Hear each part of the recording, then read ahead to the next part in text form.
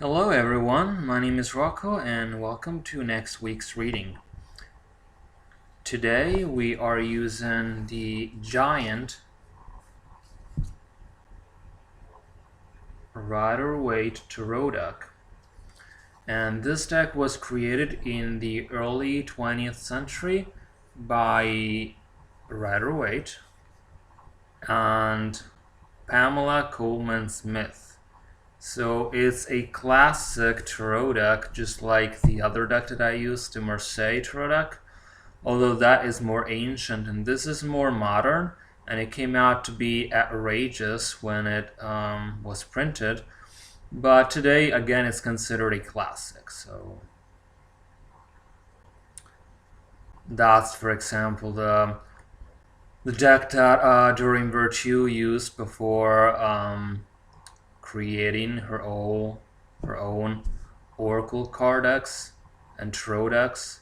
So it's a good deck to start with, and it's this giant version of it isn't the first physical tarot that I bought, but in general, the Rider-Waite tarot was the first one that I ever bought because I was stricken by the images and I perceived that it was more white magic oriented, and there was just something about it that made me click. So Oscar Worth I bought before, but I never really used. So I consider the Rider-Waite as my actual first tarot deck because I used it many times, and it was when I was convinced that I wanted to learn for real.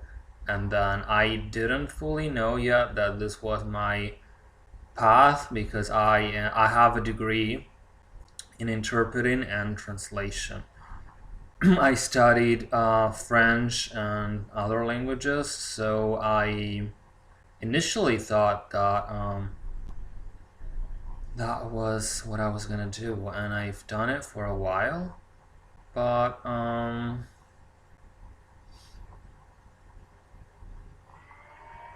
although theories, I'm still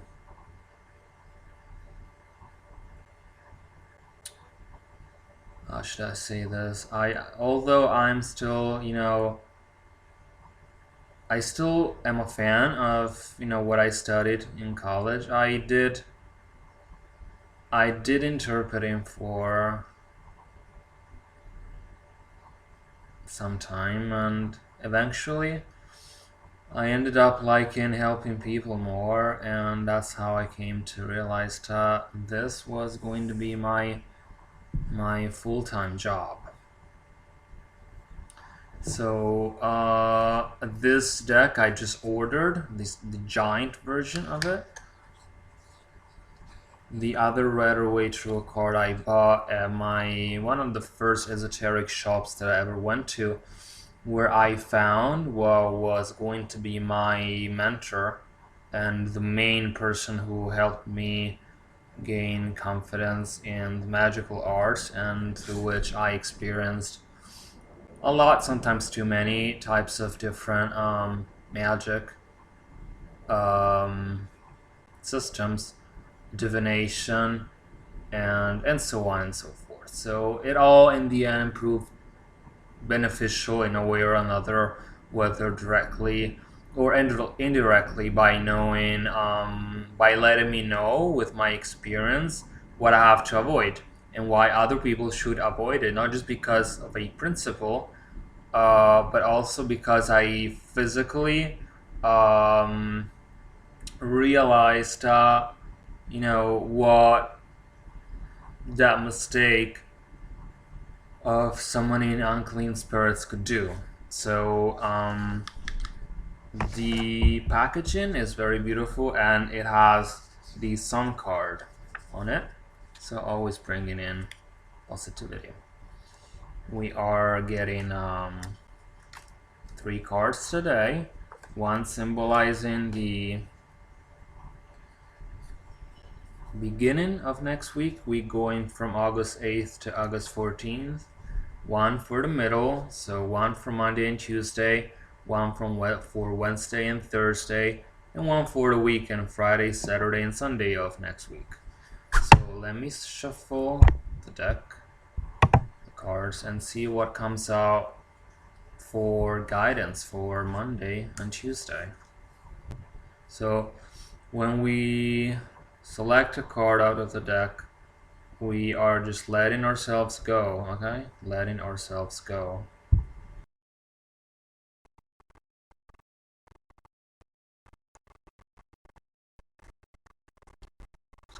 So, first card has come out.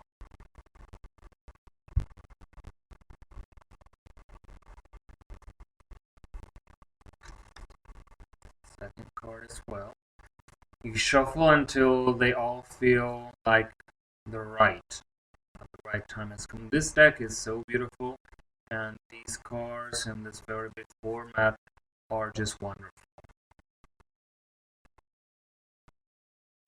And it's very self-explanatory how this was drawn, designed, very beautiful. So from the energies that I'm able to sense, it's already coming out as a beautiful week. For those of you learning tarot, learn not only to interpret the sign while you receive it, even if it's a clairvoyant sign, but learn to research the images and the feelings and the intuitions that you receive while you're shuffling for yourself or your clients, your friends, whoever you're reading is for. Okay? Research into your interiority to see what images come out and what these convey as energy, and that's already the answer to your question, okay? And that altogether is how you use intuition when you don't have your physical cards with you. A lot of people use an app. By the way, I want to tell you all about this one. It's not mine, but it's just it got my attention and curiosity. There is an app that you can download that has once you is under $5. Once you install it on your phone, then it has Archangel Michael's messages and him texting you every day. Okay, so this was something nice that I discovered. It's by Doreen Virtue, and I just think I'm gonna get it because the idea is wonderful. You know, there's messages that were channeled by her through Michael, and he just texts you. And these are messages that come. So it's just like what happens in everyday life. It's just made more conscious and aware. Okay? Because he literally, well, he might not text you, but he literally talks to you, you know, as frequently as needed or as frequently as you want to or allow him to. And he'll really send you those messages. So, not to give her a piece of publicity because I'm not. That's not at all my intention. Not what is happening. I just, as a friend, you know, I think I'm recommending this to you. I think it's wonderful. It's a wonderful idea. So there it is. So if you don't have your physical deck with you, or you don't have your app, for those of you using, you know, cars with an app on their phone, or just when you want to use your intuition, because sometimes you want to be the first vehicle for the divine tool. To let that happen, you just let your light shine through you, and you let the light of God enter your light, and let Him mix and realize it's the same light. And after this illusion of separation has been ended and healed, you move on to select in your mind question and then you allow the loving answer to come through, loving answer, when you sense fear, that's not the right answer. When you receive the loving answer coming to you, then you know it's real. And this is not a type of way to fool yourself into believing only what you want to hear, but it's more truly connecting to God's love, because God never talks to you uh, using a fearful energy. When if you recite the rosary, you find out that many times when people saw an angel, say Gabriel, they reacted with, it says, fear. What it means is that people were honored to receive such a visit, and because angels in the Bible and in life can, if there's a sinner, bring punishment, then people weren't sure if that angel would carry good messages or bad messages, as angels are messengers of God, and God may carry both positive or negative answers. Okay, so that be prepared for that type of thing when you ask that question and when the answer comes, because you might not always like it, but it will be said with a loving and gentle tone of voice and energy by God.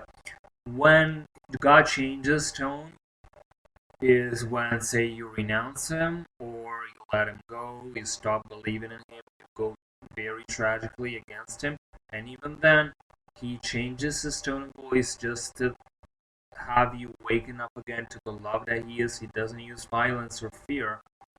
So when the Bible says fear the Lord, it means that you have to take life seriously, because if you sin or you go beyond a certain point, that's if you stop being happy, or if you decide to hurt yourself, then, or in other situations, you have to know that God is almighty and he has the power to punish your misdeed in every way. In that sense, that, say, you robbed a bank. I'm exaggerating. None of the watchers definitely did it today, or possibly not even any other day. But if you did, I'm not judging you.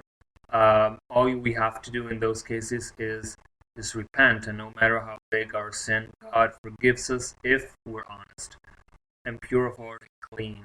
Okay, clean in the sense of we approach the altar of God with pure of heart intentions, not because we're trying to get a favor by promising him something that we're not giving him. Say, I promise you, God, that I won't have sex for, say, a year, because for such reason, and then in return for that, would you please heal my mother who's suffering, for instance. And then if you are truly committed, then God can see. If not, God can see it too. So just like you're asking a friend a favor because you need, I don't know, $5, because it's really something urgent. It's not a lot of money, but you need it. And then your friend tells you, don't worry, don't look for it elsewhere, because you're gonna meet me at 5 o'clock here, and I'm gonna bring you the money. And then, but there's something that shows you that your friend won't come. How are you going to react? In this case, you can change the word fear of God with awareness of God to help you understand. You don't fear him in the sense that at any given minute he's going to hurt you for no reason. You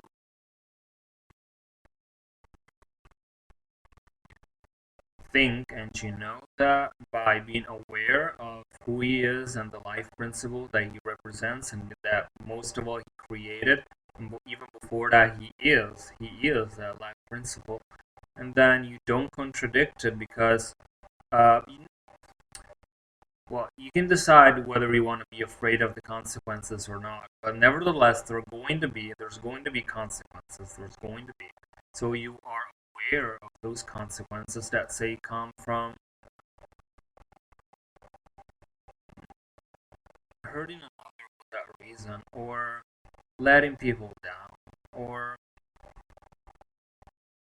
just do anything that is against his will. I'm not even gonna name these things, as I don't think it's a nice thing that we want to think too much about.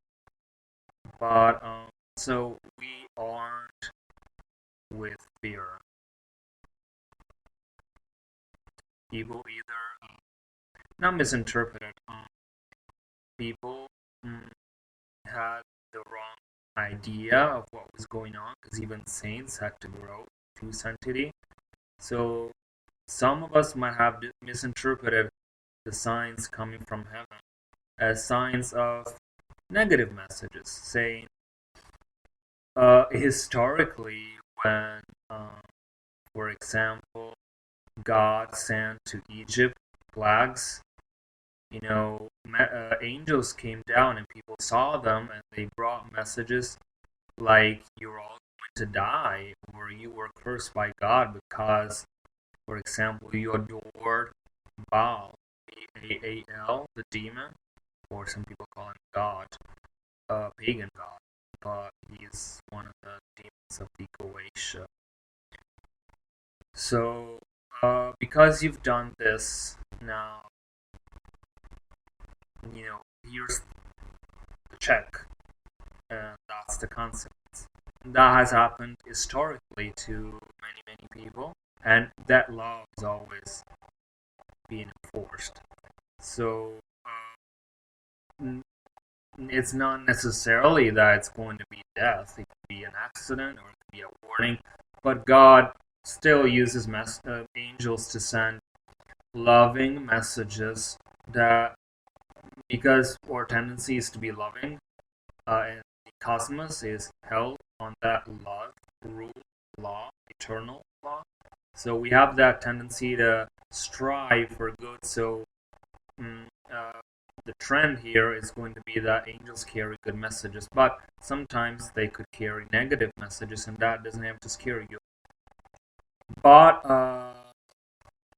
they will never do it with fear. When the sentence is carried out, say the angel comes and says, you know what, there's nothing else you can do, it's because the person was given audible messages and signs that it was the time to stop sinning.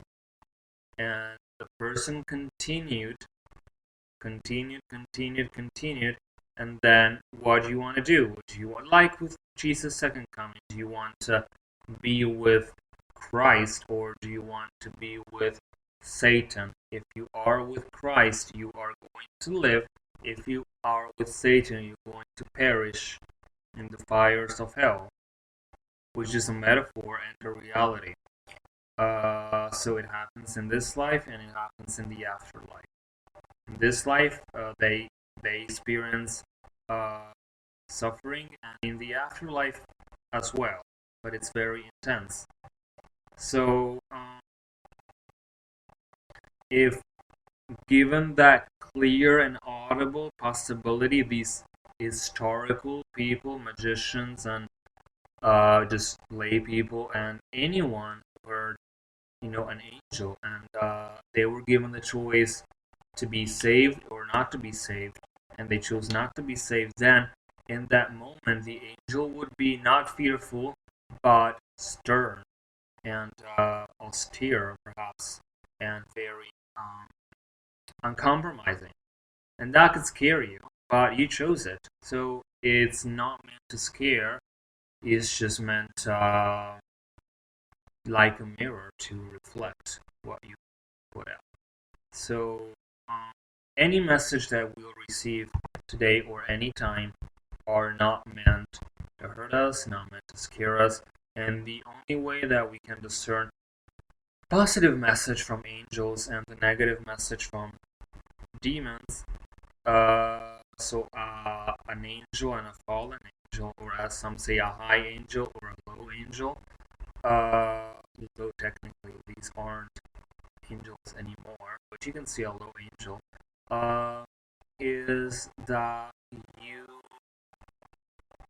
will want to follow immediately the message that's from the high angel, because you'll find it truly loving. So let's see the card for Monday and Tuesday. I hope it fits on the screen, as this is the giant vibrator light. Four of Wands. Four of Wands is one of my favorites. Four of Wands is a card of marriage, is a card of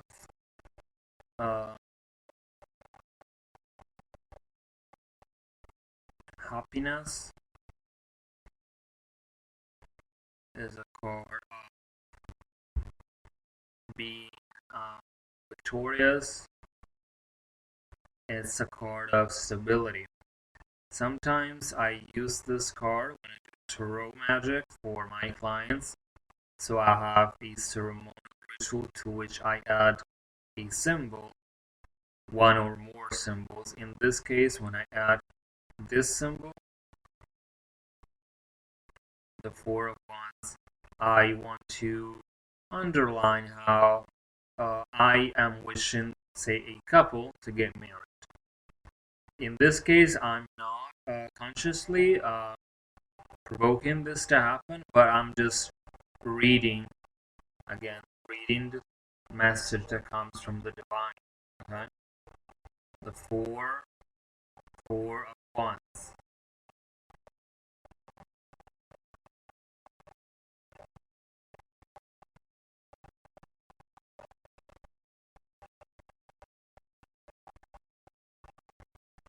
So it can also be simply a marriage with life, maybe getting married to happiness. Okay, so entering an energy flow that's always positive. That could be another way. That's perhaps more spiritual to interpret this sign. Okay? So as for Monday and Tuesday, there's great happiness and the possibility of marriage, whether the ceremony happening or people talking about it. So it's the energies are a lot about couples having what they want, and it's a lot of this is about the living forever happy type of thing. So good news coming to all, married couples, and for those of you who aren't married, you probably get signs and clarifications and good omens that you are going to get married soon. So that's it.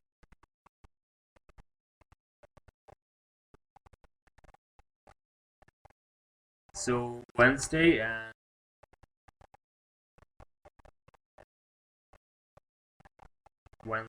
Thursday we have High Priestess. This card is very intricate. It's one of my favorite cards.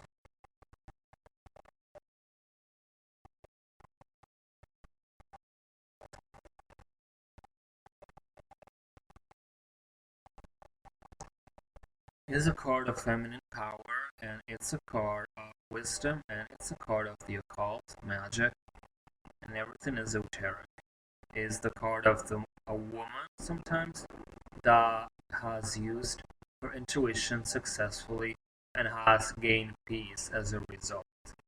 So during the middle of next week, we will face difficult energy currents that we will resolve by choosing our intuition that is always right. So connect to it and be at peace. Let's see what the weekend holds.